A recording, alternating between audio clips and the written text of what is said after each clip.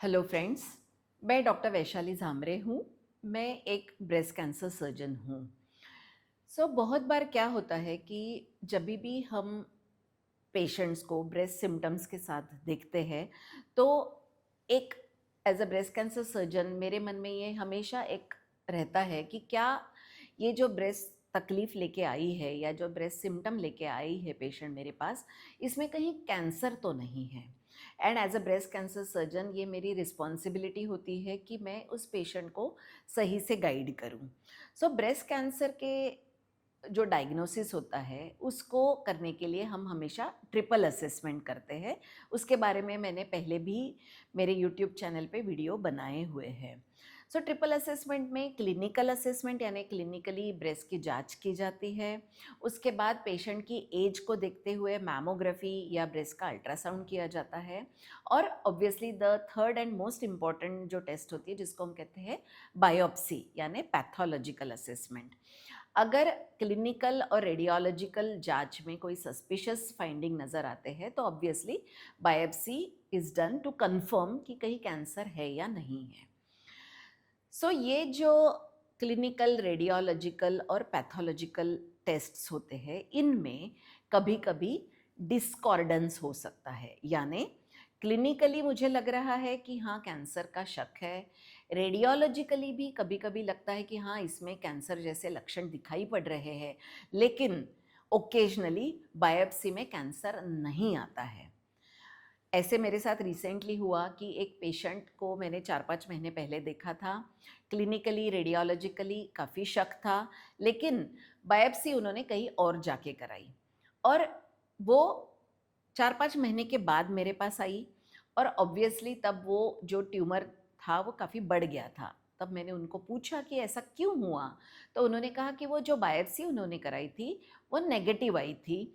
उन्होंने pathology lab में जाके वो रिपोर्ट कलेक्ट करी, वो नेगेटिव है ऐसा सुन के उन्होंने मुझे दिखाना उचित नहीं समझा और वो घर पे बैठ गई। लेकिन ऐसा क्यों हुआ ये मैं आज आपको बताना चाहती हूँ। उनकी जो बायोप्सी हुई थी वो हुई थी विदाउट एनी इमेजिंग गाइडेंस। यानी जो छोटा सा ट्यूमर उनके ब्रेस्ट में था उसको अल्ट्रासाउंड गाइडेंस में या मैमोग्राफी गाइडेंस में निडल डाल के बायोप्सी नहीं की गई थी। वो केवल हाथ से पैल्पेट करके ही निडल उसमें डाली गई थी।